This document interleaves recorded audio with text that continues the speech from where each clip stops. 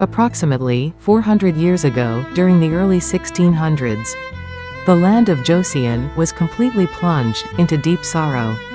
In those grim and severe and demanding times, a colossal secret that would shake the destiny of a man and a woman was quietly beginning to unfold. This tale unfolds during the reign of King Injo, who was the 16th monarch of the Joseon dynasty. It was a bitterly harsh era.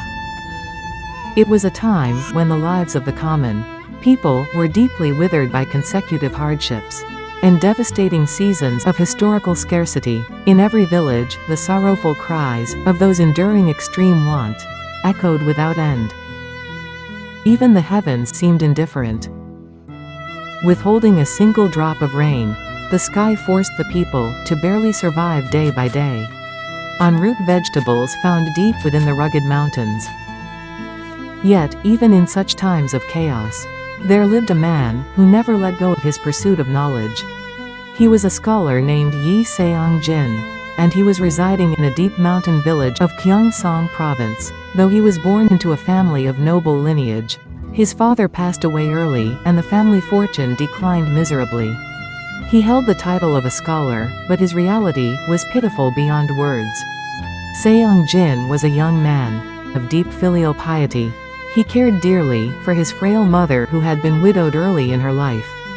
He spent his days helping with neighbors' chores, while spending his nights reading scriptures under the faint moonlight. He did this because he had no money to buy oil for a lamp, bearing the final hope of his clan. He had journeyed to the capital of Hanyang to take the state examination. But in the end, he was met only with the bitter taste of failure. With a heavy heart, Seong-jin was making his weary journey back home. Crushed by the guilt of failing his mother's expectations, he approached a place he absolutely had to cross to reach his village.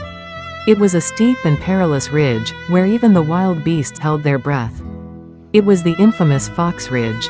It was a place whispered in legends as the mysterious domain of the Gumiho, which is the mythical creature widely known as the nine-tailed fox. Suddenly, it felt as though the heavens had ruptured. The suffocating heat that had scorched the earth until afternoon vanished without a trace.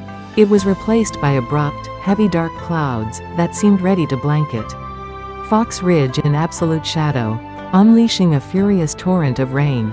Oh no. What am I supposed to do now? Isn't it breaking my heart enough that I just failed the state exam? Why do the heavens have to completely abandon me like this? Seong-jin tightly bound the sleeves of his dopo, which was now rendered as heavy as 1,000 pounds. Because of the soaking rain, the freezing downpour completely blurred his vision, making it nearly impossible to discern the path ahead. His straw shoes were already torn to shreds, sinking deep into the thick mud. He knew not how long he had been wandering, just as his legs lost all sensation, and his strength reached its absolute limit. A faint, flickering lantern light caught his eye through the tangled branches. He wondered how there could be a house in such a desolate and deep valley. As if drawn by an invisible force, Seong-jin moved his weary steps toward the light. Standing quietly in that secluded space was a small and modest cottage with a thatched roof. The soft, warm light filtering through the paper screen door felt like the very light of salvation to Seong-jin. With trembling hands, he knocked softly on the brushwood gate. Excuse me, is anyone inside? I'm just a traveler passing through, but I completely lost my way in this sudden, violent rainstorm. I'm so sorry for intruding like this, but would it be all right if I stayed here for just one night? After a brief moment, with a soft creak, the door swung open. From the narrow opening, a lady revealed herself, in stark contrast to the rustic setting of the thatched roof cottage, which was weathered by the fierce storm. Her appearance was impeccably refined. Her fine and silken hair was meticulously braided into a neat tress. It was completely untouched by even a single drop of rain, and the crimson ribbon, which was secured at its end, made her translucent skin appear even more luminous. The elegant silhouette of her traditional Ju-go-ri flowed gracefully down to her waist, and it exuded an extraordinary aura of nobility. Seong-jin was completely overwhelmed by the sublime dignity of this woman, Who was dwelling alone in such a rugged mountain? He stood frozen. He merely gazed at her, blankly, entirely forgetting to wring out his soaked hat strings. What brings you to such a dangerous place? In this horrible weather? You look completely worn out, scholar. Please come inside right away. Receiving Seol-hwa's guidance, Seong-jin stepped into the room. His entire frame was trembling faintly from the piercing chill that was seeping from his drenched garments. Seol-hwa appeared hesitant for a brief second, but soon she brought forth a neatly folded set of clothes from the deepest corner of her wardrobe. I lost my parents when I was very young, so I live here all by myself. Because of that, I don't have any proper clothes for a gentleman. These used to belong to my late father when he was alive. If you don't mind, please change into these to warm yourself up. A comforting and gentle fragrance wafted from the garments, as though they had been preserved with utmost care for a very long time. As the warmth of the fine cotton enveloped his entire body, Seong-jin thought to himself. He marveled at what a truly thoughtful and dignified lady she was. He was deeply moved to think that she lives alone in this deep valley, yet keeps even a piece of clothing so pristine, tending to it with such heartfelt devotion. A short while later, Seong-jin satisfied his hunger with the warm rice and wild green soup that Seol-hwa had prepared. He quietly laid down his spoon and chopsticks. He adjusted his posture with utmost decorum and offered a polite bow of gratitude to Seol-hwa. My lady, I've received a kindness so great that I truly don't know if I deserve it. Right now, when the whole country is suffering through a bitter season of severe scarcity, you've treated me to such a precious meal. I honestly have no idea how I can ever repay this wonderful grace. Seol-hwa was deeply touched by Seong-jin's heartfelt appreciation. She offered a shy, gentle smile as she began to clear the empty dishes from the table. Please, scholar, think nothing of it. It's just a very simple meal. I only prepared some wild mountain greens that I carefully gathered and dried, season after season, along with a little bit of precious grain I was lucky enough to find. Seeing you enjoy it so much brings me far greater joy. A warm teacup was now placed between them. As they settled into the quiet space, Seong-jin inquired, with cautious courtesy. Please forgive my forwardness, my lady, but would it be all right if I asked you something? What brings a young woman like yourself to live all alone in the heart of such a deep and formidable mountain? If it's not too painful to ask, what happened to your parents? At his words, Seol-hwa's eyes grew momentarily misty with unshed tears. She gently lowered her gaze to hide her sorrow. I lost both of my parents when I was very young, but I just couldn't bring myself to leave this exact place where my father used to live, so I stayed. Since these mountains are so deep, the footsteps of ordinary people rarely reach here. Over time, I've simply come to accept this loneliness as my destiny. Seong-jin heard the profound loneliness woven into her calm and serene voice. He felt a sharp, tender ache in a corner of his heart. Desiring to offer her solace, he first introduced himself in a tranquil and reassuring tone. My name is Lee Seong-jin. I've been focusing entirely on my studies in the lands of Andong, and now on my long, weary journey back to my hometown, I've been blessed with your wonderful hospitality. Would it be all right if I asked your name, my lady? The maiden gently fiddled with the edge of her skirt, as if she were overcome with a delicate shyness. She paused for a moment before offering her reply. A girl like me doesn't really have a grand name worth mentioning, but the villagers who live down at the bottom of the mountain usually call me Seol-hwa. It means the snowflower. Seol-hwa. A beautiful flower blooming in the middle of pure snow. That is a truly wonderful name, my lady. It perfectly matches your exquisite grace. The following morning, upon opening his eyes, Seong-jin could not conceal his bewilderment. The rain was pouring down even more fiercely, as if a gaping hole had ripped through the heavens.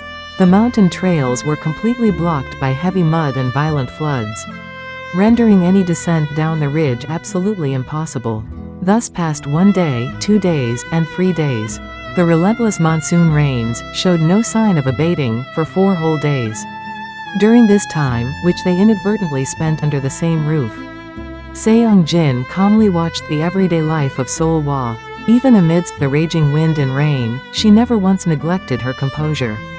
She fetched pure ritual water every dawn to honor her late father and meticulously prepared meals, lest Seong-jin experience any discomfort. Seong-jin, likewise adhering strictly to the decorum of a proper scholar, never ventured near the lady's private quarters. Instead, whenever the rain briefly lulled, he silently lent his hand to chores, clearing the water channels in the courtyard or gathering firewood, watching his steadfast and upright back as he worked. Seol-hwa came to harbor a deep trust. She thought to herself that he was a truly righteous and honorable scholar. Seong-jin, too, listened to the distant cries of the dense wilderness echoing through the night, and firmly resolved his mind, and made a solemn vow within. He thought that this maiden was not only exquisite in appearance, but her heart and conduct were as pure as flawless jade. He felt it was against all righteousness to leave such a noble lady alone in these perilous mountains, where she was exposed to the constant perils of these rugged mountains. Though he was returning home in the wake of his examination failure, he believed it was only proper that he bring her to his mother's house and provide a shelter until she finds her own path in life. Seong-jin pondered deeply on how he might safely protect the lady, without causing any harm or misunderstanding to her future reputation. Finally, on the morning of the 4th day, as warm sunlight began to pierce through the parting clouds, Seong-jin cautiously and gently addressed Seol-hwa. My lady, after staying here for the past 4 days, my heart has been so heavy. I kept thinking about you, enduring the frightening sounds of the wilderness, all by yourself, in these rugged mountains, night after night. Although I failed to pass the state exam, I have a small, humble home in a deep valley of Gyeongsang Province. I live there, taking care of my frail mother, who has been widowed for a long time. It is a very peaceful place, completely away from the noise of the world. If you don't mind, would you consider coming along with me? I would be more than happy to provide a safe place for you, where you can stay by my mother's side and quietly decide on your future. Seong-jin's proposal was profoundly reverent, and his eyes revealed not a single speck of selfish motive. Seol-hwa momentarily lowered her gaze because she was visibly taken aback. The fear of leaving the homestead, which she had protected all her life, weighed heavily upon her. Yet, the absolute certainty she had gained regarding this scholar's impeccable character over the last 4 days gave her great reassurance. After a long deliberation, she finally offered a gentle nod of assent. Your deep thoughtfulness, scholar, leaves me with absolutely no reason to refuse. I will gladly and very gratefully accept your wonderful kindness. Seol-hwa stepped into her room and emerged carrying a small chest, which was left by her father, along with a few personal belongings. Though her thatched roof cottage was modest beyond words, the bundle she held in her arms seemed to exude a heavy and dignified aura that hinted at a long, hidden lineage. Seong-jin gently took the weight of her bundle upon his own shoulders, and together, the two took their historic first steps down the damp mountain path, embarking on the journey towards Seong-jin's home. The heavy monsoon rain that had weighed upon the earth for 4 long days finally abated, and the mountains and rivers revealed their pristine faces, as if they were washed completely clean. Seong-jin took the lead, bearing the heavy bundle Seol-hwa had brought steadfastly upon his shoulders, while Seol-hwa followed quietly in his footsteps. Between the two of them, as they were descending the mountain path, where the fragrance of rain-soaked earth drifted thick, a peculiar silence flowed. Even as he walked ahead, Seong-jin would occasionally turn his head to glance back. The mountain path had been turned into a quagmire of thick mud because of the torrential downpour. This caused even a sturdy adult male like Seong-jin to sink deep with nearly every single step. Yet, Seol-hwa's footsteps behind him were lighter in a way that was completely strange and inexplicable. though her straw shoes should have become heavy and clogged with clinging mud. She glided across the treacherous terrain effortlessly. It was as though her feet were floating a mere fraction above the ground. Whenever Seong-jin briefly paused to examine the path, she had traversed only a pristine lane, which was entirely free of any disturbed footprints, would meet his gaze amidst the tangled vines and undergrowth. Even more wondrous was the mysterious coolness that brushed against him whenever she drew near, although they were crossing a mountain ridge, which was baked by the scorching midsummer sun. The air surrounding Seol-hwa carried a freezing aura. It was akin to a breath of cold air escaping from a deep ice cavern. Seong-jin occasionally felt a sudden shudder across his arms from the unusual chill, but he simply dismissed it as nothing grand. He was guessing that the very spirit of the mountains had seeped into her frame from living her entire life within the deep and shaded valleys. My lady, the path is really dangerous and slippery. You must be having a truly hard time.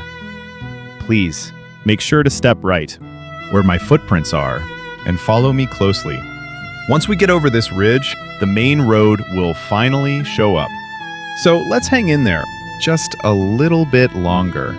In lieu of a spoken reply, Seol-hwa merely offered a low bow of her head in quiet reverence. Her complexion, beneath the bright sunlight, was so translucent. It appeared almost pale, and her eyes were as deep and serene as a secluded mountain lake. Seong-jin was beholding the unutterable sorrow that was mirrored in those depths. Because of this, he could only fathom the pitiful heart of a maiden who had just abandoned the homestead she held dear. He was entirely unaware of what was concealed beneath her weightless steps, or what profound longing that freezing chill harbored. Therefore, Seong-jin silently set his foot forward, continuing his steady stride.